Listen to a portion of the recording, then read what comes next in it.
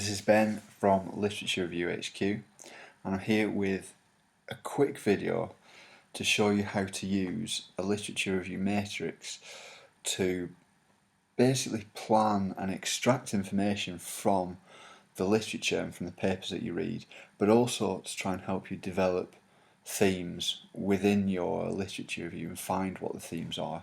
So I'm basically just going to go right through now how to start your literature review matrix and what it basically is. So you can see here I'm in PowerPoint, which is actually the software that I found the best for creating these matrices even. So I'm just going to clear that now, and I'm going to insert a new table. Now I've kind of got some idea what I'm going to put in here, because I've read some articles and whatever, and I kind of have an idea of some of the themes that I want to put in. So you do need to start off with something, but the idea is you don't know everything, because you can really adapt this table and change it as you go along, as you read more, as you find more information. That's really important that you do it. So up here we're going to put the theme. So we're going to put the themes going down this column, and I've already got a few themes here that I'm going to put in. So I'm looking at microbiology here, and ecology of microorganisms.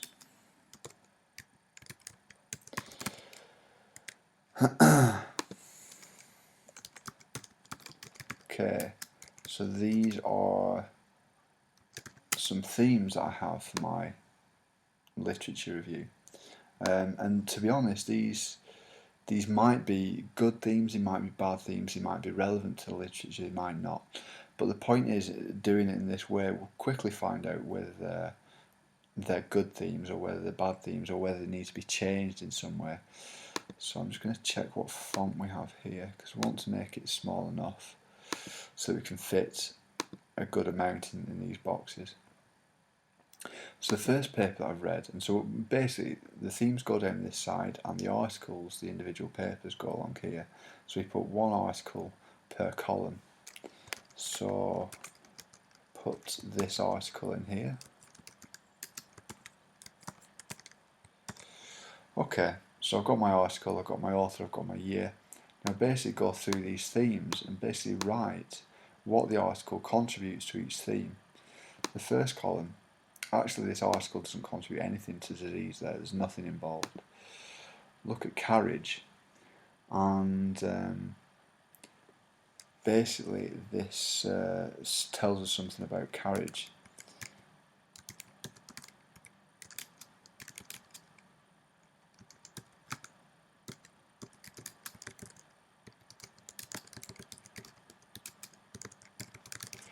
Okay, so we're talking about community factors.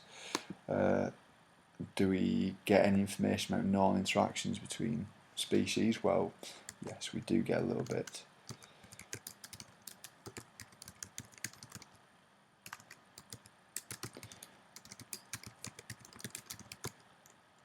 Okay, so they allude to interactions without testing them. So I'm kind of putting my own interpretation of the paper with respect to the themes that I'm going to be discussing. So they have found interactions based on the work that they did, but they weren't able to test these interactions explicitly. So I'm going to put that, and that's going to be important in my lit review, so I'll write it here in the matrix.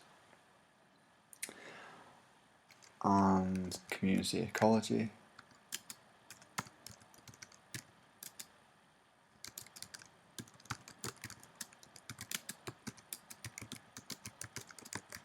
Okay, so we get a snapshot, community snapshot, but there's no temporal data. Okay, and basically that's the start of your matrix. You see how quick it was to set up. Really, very, very fast. And from here now, you basically go through other articles. You put the names in here, and you go through and you put them in. This is fantastic, basically, for planning, for getting information into your lit review. This is amazing, and it really helps you develop themes very, very strongly, because what you're forced to do is every time you read a paper, you have to extract the information that is relevant to your theme and put it down. So what you have to consider basically here, what's important, okay, what you can sometimes do if you're quite forceful, okay, you've basically created this this box, a specific shaped box to put the information in. You've got all these different sections segments where things can go, disease, carriage, interactions, whatever. Now, you've got to kind of be aware that to some extent, although it is based on what you've read, it's artificially created. You have created this box to put the information in. So when you go out to the literature to look for the information, what you can't do and what you shouldn't do is try and take the information and stuff it in the box when it doesn't necessarily belong there. So what I'm talking about is kind of taking themes and taking information that might relate to a certain theme and trying to make it fit to the theme when it doesn't necessarily do that. And also what I mean by that is kind of cherry picking bits of data from a source just to fit into a theme when it's taken out of context and it doesn't necessarily mean that in the context of the paper. So you've really got to be careful that this theme column here doesn't dictate too much what you write. You want to take the relevant information, but you don't want to change the meaning of the information because it's been taken out of context or reshaped somehow. What you do want to do when you do these matrices, you notice that I've got an extra row here that's empty. Well, it's always good to keep an extra row because it kind of forces you to think that maybe this column isn't complete. Maybe there's another theme that needs to go in there, and you know, you might need to change it as you go through. You might find that you're summarising a paper, you're writing things down, you see how all the different themes fit in, and then you're left with a chunk of information that is relevant but doesn't necessarily fit into any of the themes here. This is one of the powerful things of the matrix.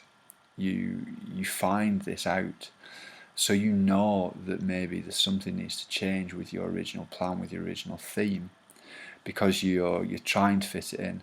And so this is kind of the opposite of trying to force it where it doesn't fit. You're kind of looking at it and seeing that it does not fit, and therefore you have to change your plan and your theme.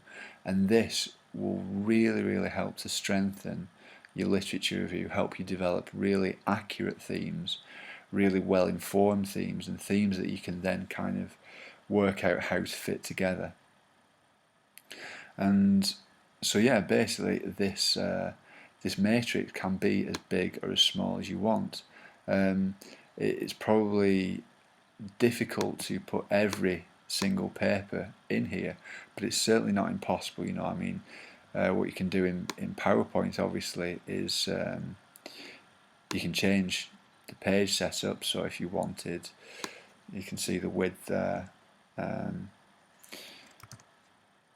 the height, which you can change, so you can make it like a poster, and that's actually automatically changed the size of the table. But if we change it back to what it was, you can see that you have a lot of space, and you can basically make as much space as you want. This table, then, you know, you can go in and you can add columns to it, add rows to it, and keep going and going and going until you've got this huge matrix. Then what you do when you come to write up, you know, if you write up your literature review by theme, you come to the theme, carriage, and then you look at all the things you can say. I mean, it's almost written, it's not written for you, you obviously have to rewrite it a lot, but you have sentences that you can use there, that you can put into your literature review straight away. So there you have a brief introduction to the literature review matrix.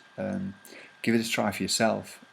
It's a fantastic way of planning. Even if you don't use it exclusively, it can really help to kickstart your literature review, your planning, your research, and it's very, very easy to do. You don't need very much equipment, just PowerPoint or Keynote or whatever it is you use, and I really, really recommend you give it a go. So thank you very much for listening, and give it a try. If you found the information there useful and you'd like more, then head over to www.literaturereviewhq.com and sign up to my email list on any of the forums on the website. From the email list, you'll get access to more exclusive videos and downloadable resources that will really, really help you to get through your literature review. Once again, that's www.literaturereviewhq.com. Thank you very, very much for listening.